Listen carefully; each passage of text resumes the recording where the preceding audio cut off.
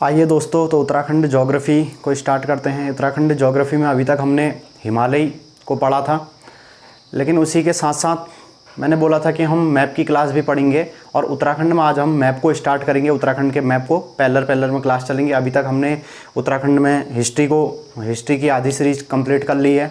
Uttarakhand geography में हम हिमालय को पढ़ चुके हैं, हिमालयी भाग हमने पढ़ लिया है और अब हम बात करेंगे उत्तराखंड के मैप की। और बाकी सीरीज भी चलते रहेंगी साथ साथ में, लेकिन फ़िलहाल हमको उत्तराखंड के मैप को समझना भी ज़रूरी है, तो इसको हम समझते हैं। तो देखिए भाई, अगर उत्तराखंड मैप की बात करते हैं तो सबसे पहले हमको स्थिति एवं विस्तार, हमको सबसे पहला जो टॉपिक पढ़ना होता है वो क्या पढ़ना होता है? उत्तराखंड की स्थिति एवं विस्तार, पोजीशन और जितना भी तुम्हारा क्या होगा इसका विस्तार है उसको हमको देखना होगा। ठीक है, अब देखिए भाई, इसकी पोजीशन क्या है, कहाँ पे है, ठीक है, स्थिति क्या है, तो इसको देखना होगा। सबसे पहली बात अगर मैं करता हूँ, ये हमने भारत का मैप बनाया हुआ है।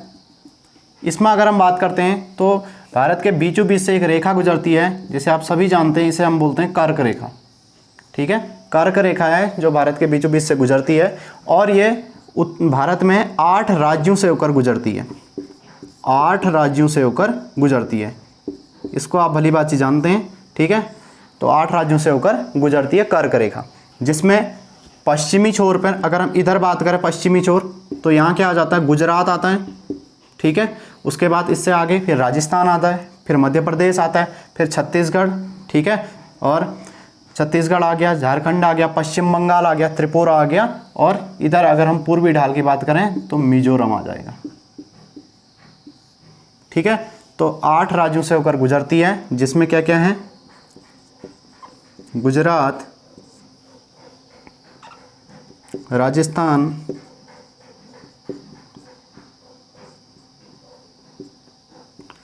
मध्य प्रदेश, छत्तीसगढ़, झारखंड, त्रिपुरा, पश्चिम बंगाल आएगा, इससे पहले पश्चिम बंगाल, त्रिपुरा और मिजोरम। इन 8 राज्यों से होकर गुजरती है आपकी कर्क रेखा। ठीक है, इतनी बात समझ में आई। अब देखिए भाई, ये जो कर्क रेखा है, इससे हम क्या करते हैं, इस मैप में हम स्थिति देखते हैं, तो इससे ऊपर को हम क्या बोलते हैं? नॉर्थ, उत्तर बोलते हैं, और इधर है तुम्हारा साउथ, दक्षिण। ठीक है, इससे ऊपर, इस कर्क रेखा से ऊपर जितने भी राज्य आएंगे उन्हें हम बोलेंगे उत्तरी राज्य, और इससे नीचे जितने भी आएंगे वो हमारे दक्षिण में आएंगे, तो दक्षिणी राज्य कहलाएंगे। इस अकॉर्डिंग अगर आप देखते हो, हमारा उत्तराखंड कहीं इस जगह पे है, तो कर्क रेखा से ऊपर है, तो हम बोलेंगे ये उत्तरी राज्य हो गया। ठीक है, अगर हम स्थिति की बात करें तो अभी तक इसकी स्थिति क्या होगी? उत्तर में होगी। ठीक है, लेकिन देखिए, अब इसी कॉन्सेप्ट को अगर हम थोड़ा आगे बढ़ाएं तो इधर ही क्या है? इलाहाबाद के नैनी नाम की जगह से क्या निकलती है? समय रेखा का निर्धारण किया गया है। ठीक है, ये समय रेखा है, समय रेखा। तो आप सभी जानते हैं कि समय रेखा कहाँ से ली गई है? इलाहाबाद के नैनी नाम की जगह से ली गई है। इलाहाबाद में नैनी नामक जगह से ली गई है समय रेखा। समय रेखा का निर्धारण किया गया। अगर इसके अकॉर्डिंग हम देखें तो इससे आगे के जितने भी राज्य होते हैं उन्हें हम क्या बोलते हैं? पूर्वी राज्य बोलते हैं, और इससे जितने भी पीछे आते उन्हें हम बोलते हैं पश्चिमी राज्य। ठीक है, पहली बात मैंने क्या बताई? कर्क रेखा से ऊपर जो भी राज्य आएंगे उन्हें हम क्या बोलेंगे? उत्तरी राज्य, नॉर्थ में आ गए। इससे नीचे जितने भी आएंगे वो क्या होंगे? साउथ, दक्षिणी होंगे। तो हमारा उत्तराखंड इस अकॉर्डिंग नॉर्थ में आ गया, उत्तर में आ गया। दूसरी बात, अगर हम इस समय रेखा के अकॉर्डिंग देखें, जो कि इलाहाबाद के नैनी नामक जगह से ली गई है, इस अकॉर्डिंग इससे आगे की जितने भी क्षेत्र होंगे वो पूर्वी हो गए और पीछे वाले हो गए पश्चिमी। और इस प्रकार हमारा जो उत्तराखंड है वो कहाँ आ गया? पश्चिम में आ गया। तो अगर हम कुल स्थिति की बात करें भारत में तो उत्तर पश्चिम। ठीक है भाई, इसकी स्थिति क्या होगी? उत्तर पश्चिम में स्थित है। अगर आपसे कोई पूछे कि भारत में स्थिति क्या है उत्तराखंड की, तो उत्तराखंड की स्थिति है उत्तर पश्चिम। एक बात क्लियर हो गई होगी। एक क्वेश्चन यहाँ से बन जाएगा कि अगर भारत की स्थिति कहाँ पे है, उत्तराखंड की स्थिति भारत के मैप में कहाँ पे है, तो वो क्वेश्चन आपका आंसर क्या हो जाएगा? उत्तर पश्चिम में है। ठीक है भाई, ये हो गया तुम्हारा एक कॉन्सेप्ट है यहाँ से। अब अगली बात हम करते हैं कि देखिए भाई, हमारे कुछ राज्य, जैसे उत्तराखंड हमारा क्या है, हिमालयी राज्य है, ठीक है, हिमालयी राज्य है, 11वां हिमालयी राज्य है। हिमालयी राज्य का भी एक कॉन्सेप्ट यहाँ पे आएगा कि कौन कौन से राज्य हिमालयी राज्य होते हैं, और हिमालयी राज्य का कॉन्सेप्ट कहाँ लिखा हुआ, क्या हमारे संविधान में है या फिर संविधान में नहीं है, इन बातों को भी हमको समझना होगा। तो हिमालयी राज्य का कॉन्सेप्ट हम समझते हैं यहाँ से। देखिए, तो पहली बात आपके क्लियर हो गई होगी कि हमारे इसकी स्थिति कहाँ है, उत्तर पश्चिम में स्थित है भाई, ठीक है। उत्तराखंड की स्थिति हमारे भारत में कहाँ पे है स्थित, उत्तर पश्चिम में। अगली बात पर आ जाते हैं। देखिए भाई, अगर अगली बात पर आते हैं तो इसको मैं मिटा देता हूँ। हमने एक बात यहाँ से सीख ली है, जो हमने इससे सीखी वो उत्तर पश्चिम में इसकी स्थिति को सीख लिया। देखिए, अब दूसरी बात मैं यहाँ से आपको बताता हूँ, हिमालयी राज्य, हिमालय में क्या स्थिति है, उत्तराखंड की हिमालय में क्या स्थिति है। अगर हम हिमालय की स्थिति की बात करते हैं तो देखिए, हिमालय की स्थिति को भी जानना थोड़ा सा महत्वपूर्ण हो जाएगा हमारे लिए, ठीक है। तो देखिए, अगर हम हिमालय की स्थिति की बात करें तो भूगोलवेताओं ने इसे किस तरीके से डिवाइड किया गया है हिमालय को, देखिए सुविधा की दृष्टि। वैसे तो हमको पता है कि यहाँ पे बहुत सारे हिमालय गुजरते हैं, और वो हिमालय कहाँ से पूरा इस तरीके से फैले हुए हैं, पश्चिम से पूर्व तक आते हैं हिमालय, है ना, जिसमें हमारा बृहद हिमालय आता है, मध्य हिमालय आता है और शिवालिक हिमालय आता है, वो तो ठीक है। फिलहाल अगर हम इसको सुविधा की दृष्टि से जो भूगोलवेताओं ने इसे किस तरीके से बांटा हुआ हम देखें, इधर वाले क्षेत्र को उसने क्या बोल दिया, पूर्वी हिमालय बोल दिया, यहाँ को बोल दिया पूर्वी हिमालय, ये पूर्वी हिमालय बोल दिया। इधर वाले एरिया में हमारा क्या आ गया, इधर वाले एरिया को उसने मध्य हिमालय बोला, और फिर पीछे वाले एरिया को क्या बोल दिया, पश्चिमी हिमालय, पश्चिमी हिमालय।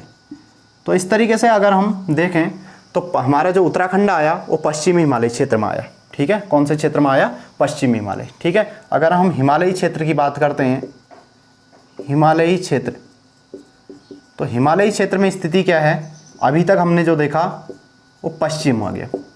लेकिन अगर हम अगली बात करें, इस जो हिमालय है, हिमालय में भी अलग अलग श्रृंखलाएं हैं, और उन श्रृंखलाओं में अगर हम बात करते हैं तो बहुत सी श्रृंखलाएं पश्चिम से लेकर पूरे पूर्व तक फैली हुई हैं। तो कौन कौन सी श्रृंखलाएं यहाँ से जाती हैं उनकी बात करें तो सबसे ज़्यादा जो देखने को हमारे पास क्या क्या है भाई, बृहद हिमालय, ठीक है, बृहद हिमालय जाता है।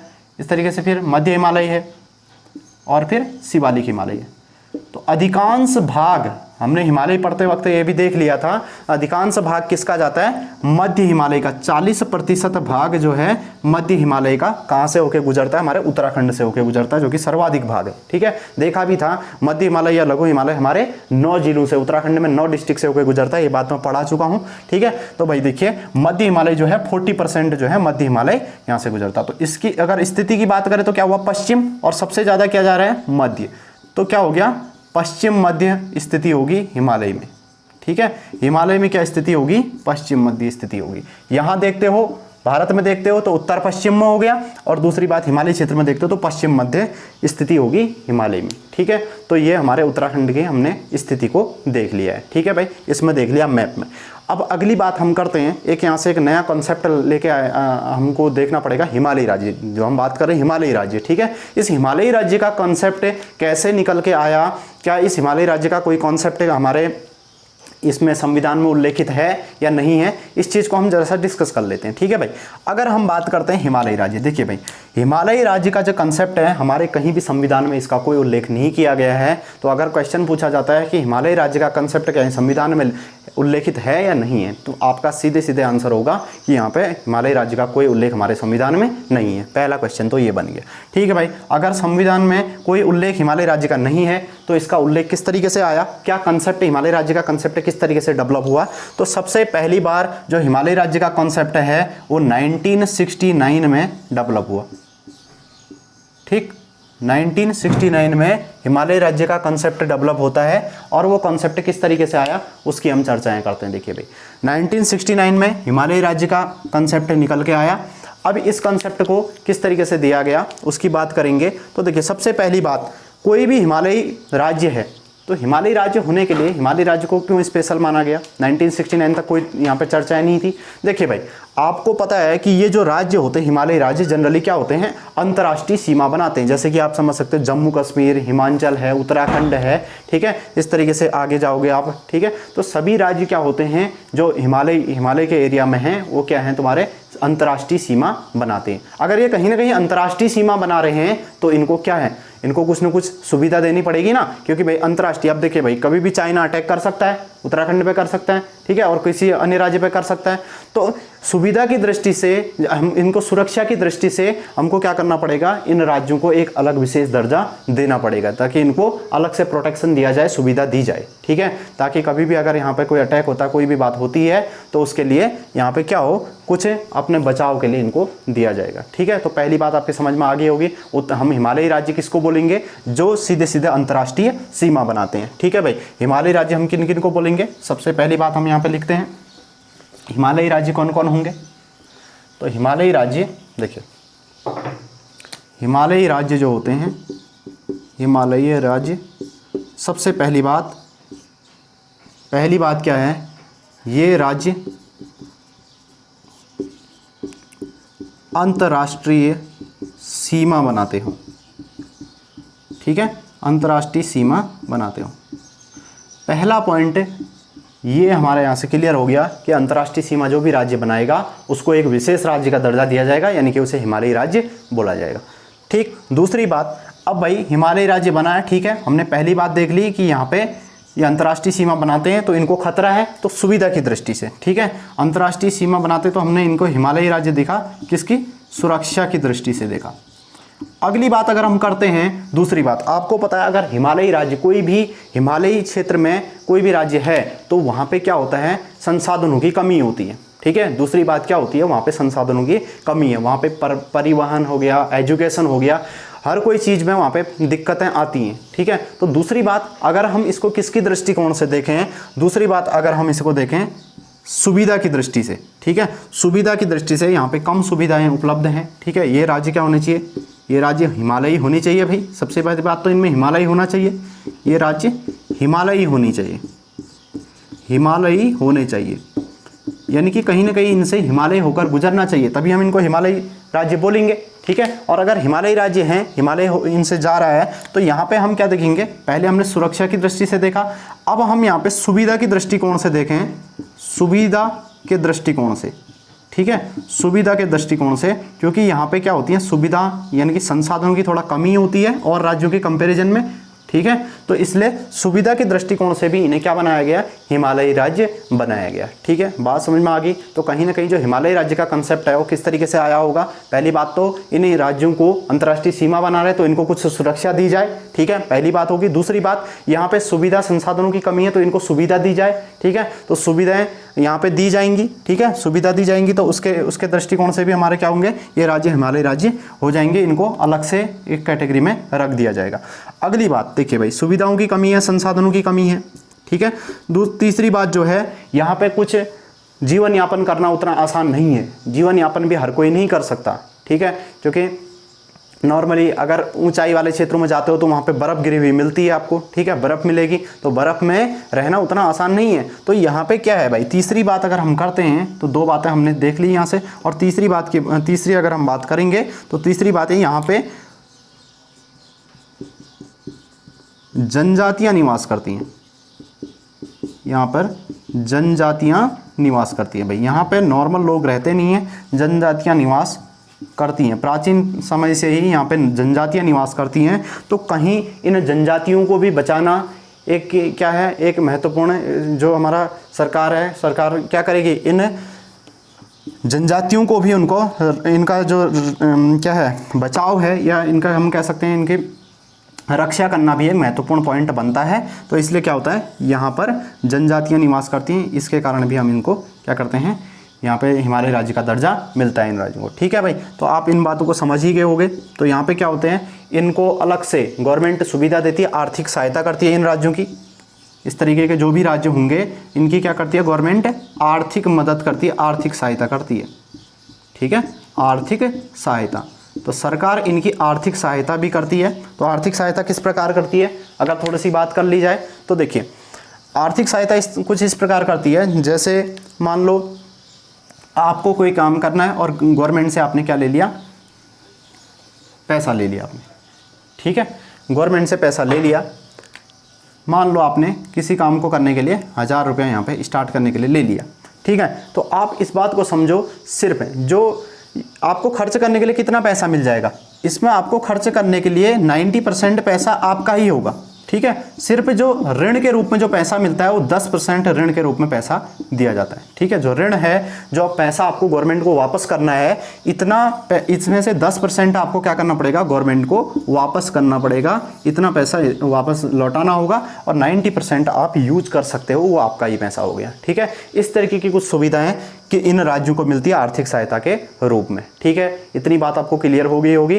कोई भी राज्य, हिमालयी राज्य, इसका संविधान में कोई उल्लेख नहीं था, तो किस तरीके से हिमालयी राज्य होता है, तो कुछ इस तरीके के कंडीशंस होती हैं। अब अंतर्राष्ट्रीय सीमा अगर बना रहे हो, हिमालयी राज्य होने चाहिए, ठीक है। कुछ जनजातियां जैसे निवास करती हैं, ठीक है। ये सभी पॉइंट हमारे हिमालयी राज्य को दर्शाते हैं। उन क्षेत्रों को हम क्या कर लेते हैं, अलग से एक कैटेगरी में बना लेते हैं, जिन्हें हम हिमालयी राज्य बोलते हैं। और सबसे पहले हिमालयी राज्य का जो कंसेप्ट है, मैंने बताया कि 1969 में आया, और 1969 में 5वें वित्त के अनुसार, ठीक है, 5वें वित्त के अनुसार यहाँ पे उस टाइम क्या था, गॉडगिल फार्मूला चल रहा था, ठीक है। 5वें वित्त के अनुसार गॉडगिल फार्मूला क्या होता है, 5वें वित्त के अनुसार गॉडगिल फार्मूला। देखिए भाई, अगर कोई भी चीज़ें होती हैं तो सबसे पहले उनको कहाँ दिया जाएगा, इन राज्यों को दिया जाएगा, ठीक है। सबसे पहले कोई भी सामान आता है, कोई भी आपके पास चीज़ें आती हैं, तो उसको कहाँ दिया जाएगा, सबसे पहले इन राज्यों को दिया जाएगा। किन राज्यों को दिया जाएगा, इन विशेष राज्यों को दिया जाएगा। विशेष राज्यों को देने के बाद जो भी सामान बच जाता है उससे क्या किया जाता है, 60% जनसंख्या के आधार पर, और बाकी फिर जो भी होता है उसको अन्य कंडीशन के आधार पर बांट दिया जाता है। ये तुम्हारा कुछ गॉडगिल फार्मूला होता है, ठीक है। गॉडगिल फार्मूले के अनुसार क्या था, 5वें वित्त में गॉडगिल फार्मूले के अनुसार इनको हिमालयी राज्य का दर्जा दिया गया, ठीक है। हिमालयी राज्य का दर्जा मैंने बता दिया, सबसे पहले 1969 में हिमालयी राज्य का दर्जा मिलता है। अब किन किन राज्यों को मिलता है उनकी हम बात करेंगे। 11वां राज्य, जिसमें से आपको पता होना चाहिए, हमारा क्या है, उत्तराखंड। उत्तराखंड को 11वां हिमालयी राज्य का दर्जा मिला हुआ था। तो ये बात आपके समझ में आ गई होगी, ठीक है। और इसको आप नोट कर सकते हो आराम से, ठीक है। उसके बाद हम आगे देखते हैं चीज़ों।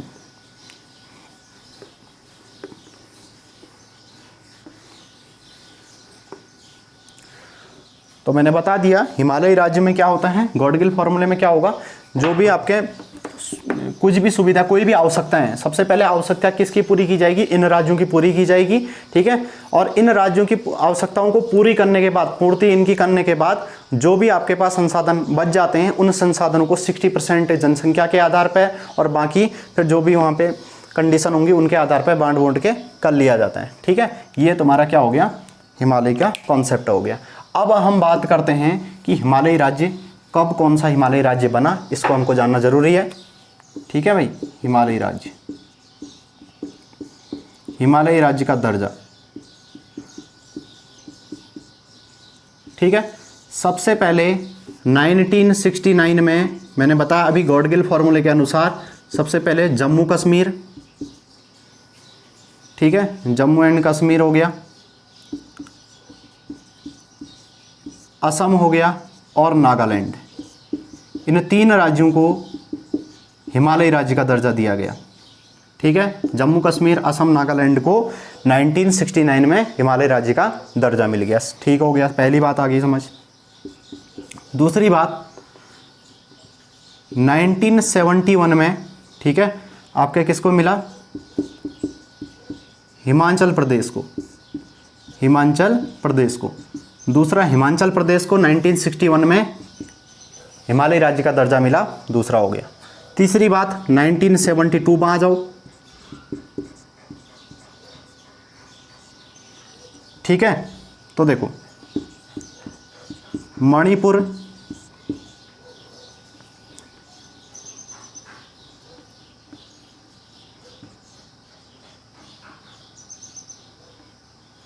यहाँ पे 1971 में आपको किसको मिला, हिमाचल प्रदेश को मिला।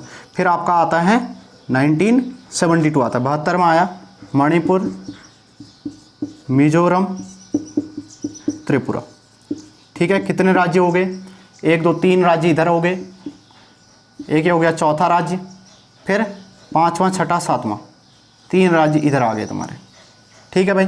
उसके बाद क्या आता है, 1975 आ जाता है, 1975। इसमें सिक्किम को दिया गया, ठीक है, सिक्किम।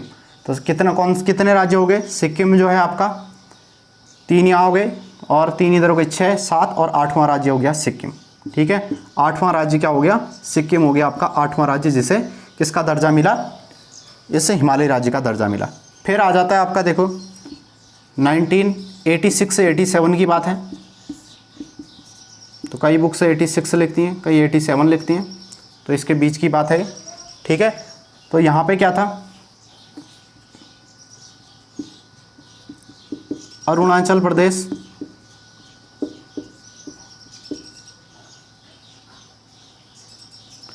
यहाँ मेघालय होगा, सॉरी मिजोरम इधर नहीं होगा, इधर मेघालय होगा, ठीक है। इधर आएगा अरुणाचल प्रदेश और मिजोरम, अरुणाचल प्रदेश और मिजोरम। यहाँ पे मेघालय था, मणिपुर, मेघालय और त्रिपुरा, ठीक है। ये मिस्टेक होगी, सॉरी, इसको ठीक कर लेना आप, ठीक है। 1972 में मणिपुर, मेघालय और त्रिपुरा बने। 86 और 87 में अरुणाचल प्रदेश और मिजोरम बने। और फाइनली आपका 2001 में, ठीक है, 2001 में उत्तराखंड को हिमालय राज्य का दर्जा दिया गया। जो हमारा उत्तराखंड है उसको क्या मिला गया?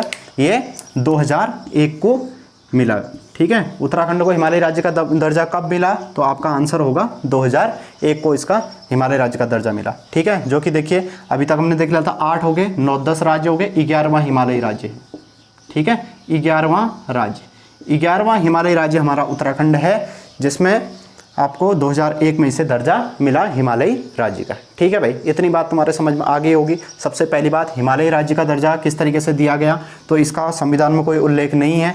1969 में कंसेप्ट बनाया गया, ठीक है। तो 5वें वित्त के अनुसार, गॉडगिल फॉर्मूले के अनुसार यहाँ पे बनाया गया, और जिसमें 1969 में जम्मू कश्मीर, असम और नागालैंड को क्या दे दिया गया? हिमालय राज्य का दर्जा दे दिया गया, ठीक है। जिसमें से अभी आप अगर अभी वर्तमान में स्थिति पूछता है तो वर्तमान में जम्मू कश्मीर राज्य तो है नहीं, ठीक है। जम्मू कश्मीर टूट चुका है, आपको सभी को पता है, जम्मू कश्मीर है नहीं। तो उत्तराखंड का नंबर क्या हो गया अगर अभी वर्तमान में देखा जाए तो 10वां हो गया, ठीक है।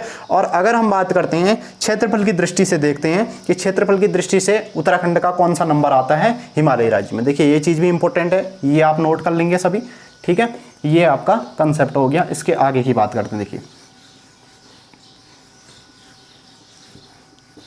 देखिए भाई, इससे आगे की बात करते हैं क्षेत्रफल की दृष्टि से हिमालय राज्य। क्षेत्रफल की दृष्टि से, अगर हम क्षेत्रफल की दृष्टि से भी बात करते हैं तो भाई सबसे पहले, ठीक है, सबसे पहले यहाँ पे जम्मू कश्मीर का ही क्षेत्रफल सबसे ज़्यादा था, लेकिन अब वो नहीं रहा सबसे ज़्यादा, ठीक है, उसका अब सबसे ज़्यादा नहीं रहा। तो क्षेत्रफल की दृष्टि से जो हमारा आएगा उत्तराखंड का अब कौन सा नंबर है? 4था नंबर है, ठीक है। उत्तराखंड का कौन सा नंबर है? 4था नंबर। तो क्षेत्रफल की दृष्टि से, ठीक है, 4था स्थान है उत्तराखंड का हिमालय राज्य में, जिसका क्षेत्रफल कितना है?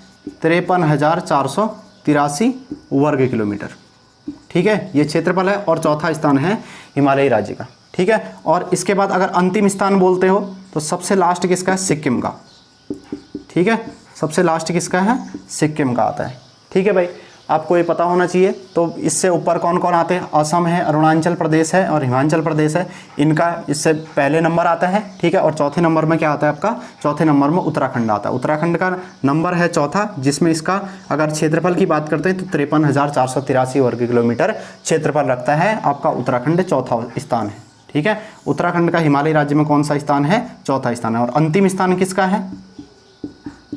अंतिम स्थान, ठीक है, अंतिम स्थान जो है आपका सिक्किम का। और सबसे पहला स्थान किसका है? पहला स्थान अभी, ठीक है, पहले किसका था? जम्मू कश्मीर का था, लेकिन अब ये नहीं है जम्मू कश्मीर का, अब किसका है? असम का, ठीक है। चौथा स्थान है उत्तराखंड का और अंतिम स्थान है सिक्किम का, ये हमने डिस्कस किया। अब देखिए, अगर हम इनके औरों के स्थान की बात कर लें, वैसे सबसे पहले देखिए, जब तक जम्मू कश्मीर अगर बात करता है, जम्मू कश्मीर जब तक टूटा नहीं था, ठीक है, तब तक क्या था? सबसे ज़्यादा क्षेत्रफल जम्मू कश्मीर का था। उसके बाद किसका था?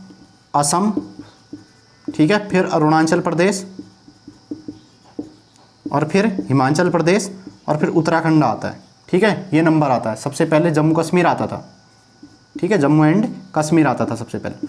लेकिन अब क्या है? जम्मू कश्मीर हो गया ब्रेक, ठीक है, ये तो टूट चुका है। तो अभी अगर स्थिति पूछता है तो हिमालय राज्य में क्या आ गया, पहला, दूसरा, तीसरा, चौथा, उत्तराखंड का चौथा स्थान आ गया है। ठीक है, और जबकि सिक्किम सबसे कम है, 7096 वर्ग किलोमीटर है, ये सबसे कम है आपका। ठीक है, सिक्किम सबसे नीचे आता है, सबसे कम ये आ गया और सबसे ज़्यादा असम हो गया। लेकिन जम्मू कश्मीर के ब्रेक होने से पहले अगर पूछता है तो सबसे ज़्यादा जम्मू कश्मीर का था। फिर अगर उस समय उत्तराखंड का पूछता है तो उस समय देखिए, अगर जम्मू कश्मीर यहाँ पे हो जाता तो जम्मू एंड कश्मीर फर्स्ट हो गया, तो यहाँ पे 5वां हो जाता, इसका स्थान क्या हो जाता है, 5वां। कैसे भी क्वेश्चन पूछ सकता है, ध्यान में रखना है, जब तक जम्मू कश्मीर ब्रेक नहीं हुआ था तब तक इसका स्थान था 5वां। ठीक है, जब जम्मू कश्मीर ब्रेक हो गया तो इसका स्थान हो गया चौथा। चौथा हिमालय राज्य हो गया उत्तराखंड हमारा। ठीक है, पहला आ गया असम। ठीक है, तो ये आपका 93,760 इसके करीब कुछ इसका है। ठीक है, और आपको ध्यान में रखना है इसका अंतिम वाला है, अंतिम सबसे कम है 7096, और हमारा उत्तराखंड का तो आपको पता ही है। ठीक है, तो ये हमारा क्या हो गया, इनकी स्थिति होगी। हमने क्षेत्रफल की दृष्टि से देख लिया, तो क्षेत्रफल की दृष्टि से वर्तमान में उत्तराखंड का चौथा स्थान है हिमालय राज्य में। ठीक है भाई, ये बात हमने देख ली। अब हम उत्तराखंड की स्थिति ग्लोब में देखेंगे, तो पहले आप इसको नोट कर लीजिए, फिर हम इसको ग्लोब में देखते हैं। तो आइए दोस्तों, अब आगे हम देखते हैं उत्तराखंड की ग्लोब में स्थिति। भाई पहले हमने अगर पोजीशन और ये इसके विस्तार की पूरी बात के लिए, स्थिति और विस्तार की। ठीक है,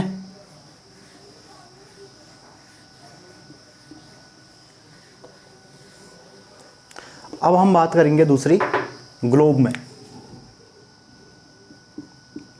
ग्लोब में स्थिति।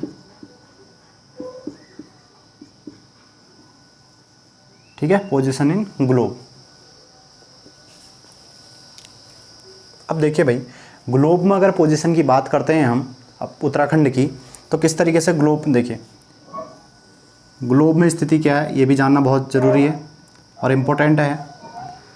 इस तरीके से अगर हम ग्लोब की स्थिति को समझते हैं तो ये ग्लोब में बीचों बीच से जो जाती है विषुवत रेखा, जो ग्लोब को 2 बराबर हिस्सों में बांटती है। ठीक है, और इसमें क्या होती हैं, कुछ रेखाएं इसी तरीके से जाती हैं जिन्हें हम क्या बोलते हैं, अक्षांश बोलते हैं, और कुछ रेखाएं किस तरीके से जाती हैं आपकी ऐसे सीधी, तो उनको हम क्या बोलते हैं, देशांतर रेखाएं बोलते हैं। यहाँ से अगर हम बात करें,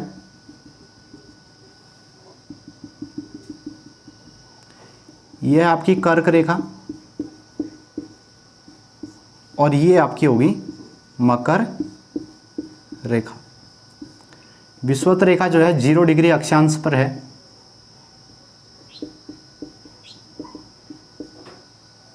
ठीक है, 0 डिग्री अक्षांश, और ये 23.5 डिग्री, और ये भी 23.5 डिग्री।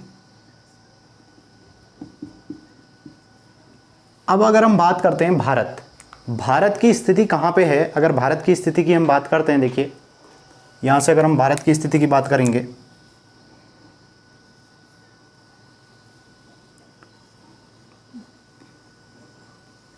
एक छोटे से रफ मैप के थ्रू यहाँ पे बता दिया। यहाँ इधर भारत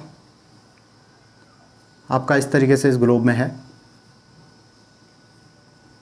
ठीक है, जिसमें इसके ऊपर का क्या हो जाएगा, ये हिस्सा उत्तरी हिस्सा हो गया, और नीचे वाला हिस्सा क्या हो गया, दक्षिणी हिस्सा हो गया। अगर इस प्रकार हम भारत को देखें तो भारत कहाँ, जो हमारा उत्तराखंड है, पहले तो भारत कहाँ आ गया, देखिए भारत का आधा हिस्सा कहाँ गया, ऊपर के साइड जा रहा है, आधा इसमें कर्क रेखा के नीचे जा रहा है। ठीक है, तो हमारे जो, अगर हम उत्तराखंड कहीं इधर जगह पे उत्तराखंड होगा आपका, अगर हम इसकी स्थिति की बात करें यहाँ पे, तो कहाँ पे आ गया, उत्तरी गोलार्ध में आ गया। ठीक है, उत्तरी अक्षांश में आ गई इसकी स्थिति, उत्तरी अक्षांश। ठीक है भाई, अगर हम इसकी बात करें तो कहाँ स्थित है, उत्तरी अक्षांश में। बहुत इंपॉर्टेंट है, इसको समझना है आराम से। ठीक है, तो आप यहाँ पे समझ सकते हो इस तरीके से, जो यहाँ पे भारत की स्थिति है पूरे हमारे मैप में इस तरीके से।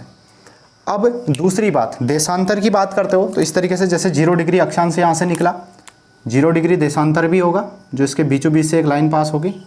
ठीक है, जिसे हम क्या बोलेंगे, 0 डिग्री देशांतर बोलेंगे।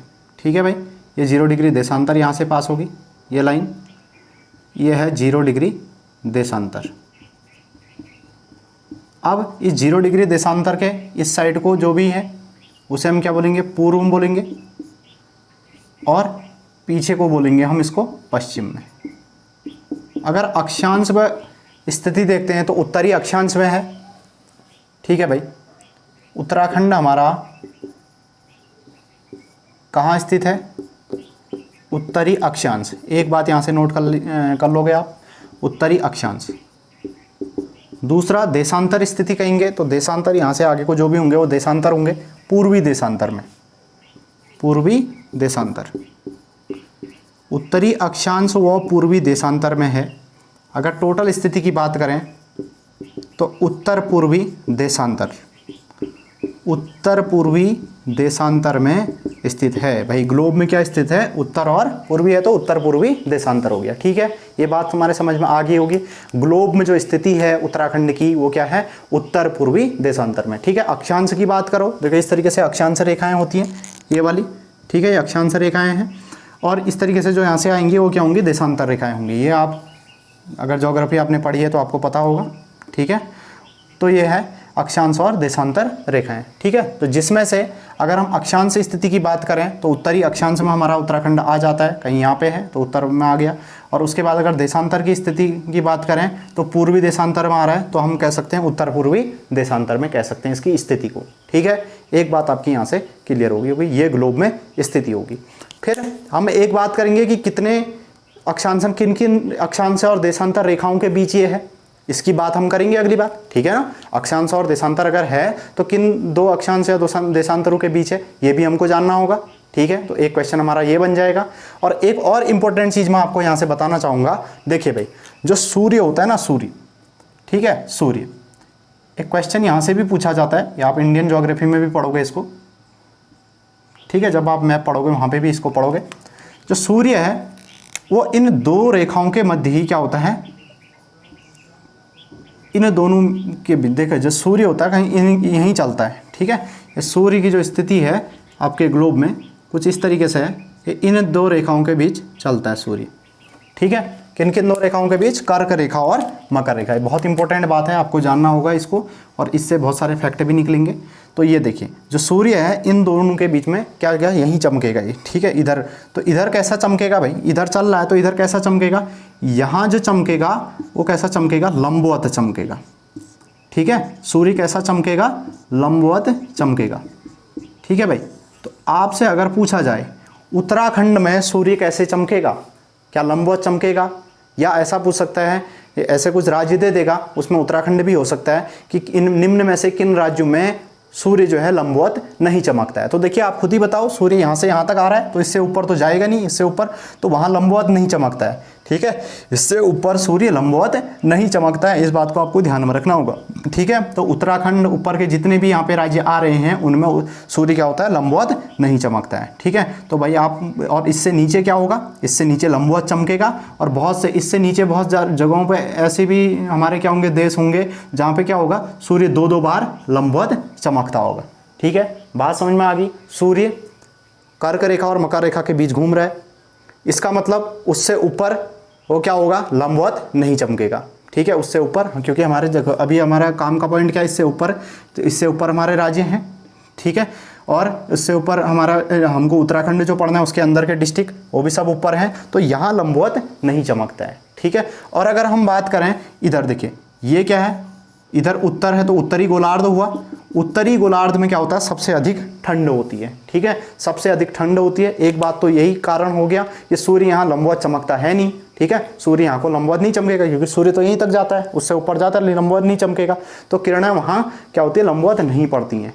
और फिर सीजन के हिसाब से, सीजन वाइज अगर देखा जाए तो उत्तरी गोलार्ध में अधिक ठंडा हो जाता है सूर्य, क्योंकि फिर नीचे की ओर आ जाएगा और ठंड का टाइम ऊपर बढ़ेगा तो वहाँ सूर्य की किरणें पहुँच नहीं पाएंगी, ठीक है। और उससे क्या हो जाएगा? ठंड बढ़ जाएगा। तो इससे जो उत्तरी गोलार्ध होता है वहाँ अधिक ठंड होती है क्योंकि सूर्य की किरणें वहाँ लंबवत नहीं पड़ती है, इसका रीजन है, ठीक है। समझ जाओगे आप इस बात को, ठीक है। तो बहुत सारे राज्यों में सूर्य क्या होता है? लंबवत चमकता है और बहुत सारे राज्यों में नहीं चमकता है, जिसमें से उत्तराखंड हमारा ऐसा राज्य है जहाँ सूर्य लंबवत नहीं चमकेगा क्योंकि इससे ऊपर नहीं आएगा, ठीक है। तो यहाँ लंबवत नहीं चमकता है, ठीक है भाई। इससे नीचे सूर्य दो बार भी, बहुत ये भी क्वेश्चन पूछा जाता है इंडियन ज्योग्राफी में, ये सूर्य कहाँ पे दो बार चमकता है? तो इससे नीचे के जो भी राज्य आएंगे वहाँ पे क्या होगा? दो दो बार चमकेगा, ठीक है। आपको इसको ध्यान में रखना पड़ेगा। तो यहाँ आपका उत्तराखंड में सूर्य लंबवत नहीं चमकता, इस बात को ध्यान में रखना पड़ेगा, और उत्तरी गोलार्ध में सबसे अधिक ठंड होती है। ठीक है, तो अगर हम सूर्य की बात करें, सूर्य उत्तराखंड में लंबवत नहीं चमकता है। ठीक है, ये बात आपको पक्का समझ में आ गई होगी। ठीक है भाई, इतनी बात आप समझ गए होंगे। तो ये बात हमारे ग्लोब से रिलेटेड होगी। ग्लोब में हमने सूर्य से रिलेटेड बात जान ली और हमारे उत्तराखंड की पोजीशन को समझ लिया है। ठीक, अब हम आगे बढ़ते हैं और आगे हम क्या बात करते हैं, देखिए किन किन दो देशांतर और अक्षांशों के बीच में हमारा उत्तराखंड है, इसको भी हम जरा सा जान लेते हैं। उत्तर पूर्वी देशांतर में है। ठीक हो गया, इतनी बात आप समझ गए ग्लोब में स्थिति। अब हम बात करते हैं अपने उत्तराखंड की। अब आप ये मैप को बनाना सीख लीजिए, क्योंकि यही जो मैप है अब बार बार यही आपकी हेल्प करेगा चीज़ों को सीखने में, समझने में।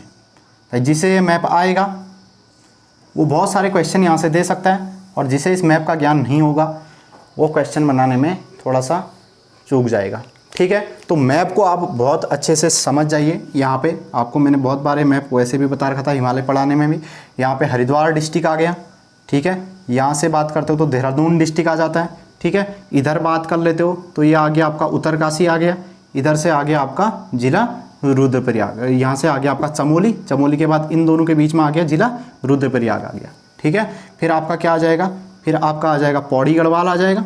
ठीक है, समझना थोड़ा सा बात को। फिर क्या आ जाएगा आपका पौड़ी गढ़वाल आ जाएगा। ठीक है, इसको तो हम आगे बनाएंगे भी, आगे यही तो डिस्कस करना है। यहाँ से क्या आ गया, टिहरी आ गया इधर, और नीचे क्या आ गया, पौड़ी गढ़वाल आ गया। ये टिहरी हो गया, ये पौड़ी हो गया, हरिद्वार हो गया, देहरादून हो गया, उत्तरकाशी हो गया। ठीक है, और यहाँ क्या हो गया, चमोली हो गया, और इधर जो आ गया आपका जिला रुद्रप्रयाग आ गया। ठीक, इतनी बात आपको ध्यान में रखनी। तो ये हो गए यहाँ के 7 डिस्ट्रिक्ट। उसके बाद अगर हम बात करते तो यहाँ आ जाता जिला पिथौरागढ़ आ जाता। कुमाऊं मंडल की बात करते, इस पूरे को हम क्या बोलते हैं, गढ़वाल। इस पूरे का नाम हमने क्या बोला, गढ़वाल मंडल। ठीक है भाई, बनाना सीख लीजिए, क्योंकि आगे की क्लासों में यही है जो आपको सीमा, अंतर्राष्ट्रीय सीमा, अंतर्राज्यीय सीमा, डिस्ट्रिक्ट जो भी हैं, ठीक है, यहाँ से क्वेश्चन बनता है पक्का। अगली क्लास में हम यही चीज़ पढ़ेंगे, तो आपको आना चाहिए ही। आप सीख लीजिए, एक बार बनाना ढंग से सीख लीजिए, इसको आप ढंग से बना सकते हैं बढ़िया तरीके से समझ के। ठीक है, फिर यहाँ से आ गया आपका अल्मोड़ा आ जाएगा, ये आपका नैनीताल आ जाएगा, उधम सिंह नगर आ जाएगा। ये है भैया। ठीक है, इन डिस्ट्रिक्टों की सीमाओं को आप इस तरीके से बना सकते हो। ये आपका जिला पिथौरागढ़ हो गया। ठीक है, यहाँ बागेश्वर, यहाँ अल्मोड़ा, ठीक है, चंपावत, छोटा जिला चंपावत, फिर नैनीताल, और नैनीताल के बाद नीचे हो गया यूएस नगर, उधम सिंह नगर। ठीक है, ये बात आप समझ गए होंगे। अब ये देखिए, हमको क्या करना है, फिलहाल हमको ये जानना है सबसे पहली बात तो इसकी यहाँ से यहाँ तक की लंबाई क्या है, लेंथ, और चौड़ाई कितनी है, ये बात आपको समझनी होगी। तो 358 किलोमीटर इतना क्या है, लंबा है। ठीक है, पूर्व से पश्चिम तक। और यहाँ अगर चौड़ाई की बात करते हो, ठीक है, उत्तर से दक्षिण तक की जो भी है ये चौड़ाई, अगर हम इस चौड़ाई की बात करें तो 320 किलोमीटर।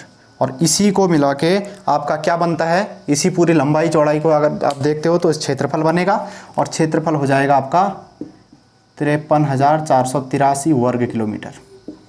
ठीक है भाई, ये हो गया आपका, इसको ध्यान में रखना होगा। ठीक है, इतनी बात बता दी। आकार की अगर बात करता है तो कैसा आकार है, सबसे इंपॉर्टेंट बात है आकार। आकार कैसा है, तो इसका जो आकार है वो आपको लग रहा होगा। ठीक है, अगर देखते हो तो आप किसकी तरह है, देखिए भाई, ये लंबाई और ये चौड़ाई वैसे भी बराबर नहीं है, और आयत की तरह दिख रहा है। तो आयताकार, इसकी जो आकृति है उत्तराखंड की आयताकार है।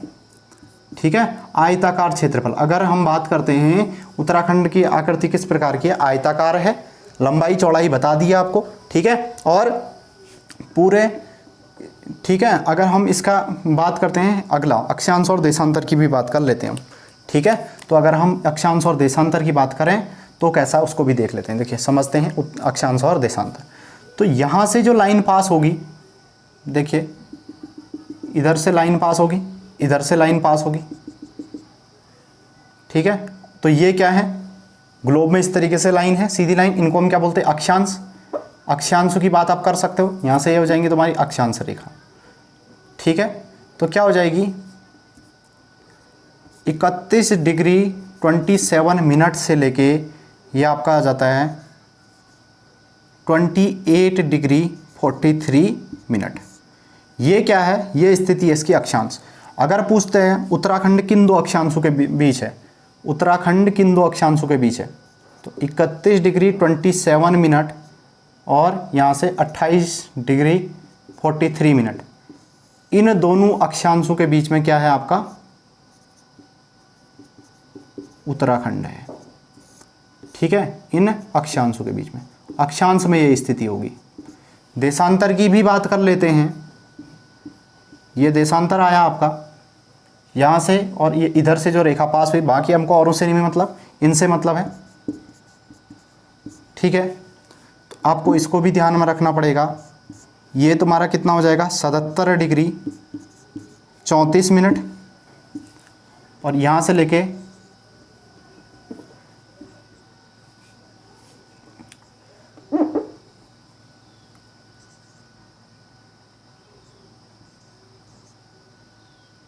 इक्यासी डिग्री 2 मिनट, ये तुम्हारी स्थिति क्या होगी इसकी।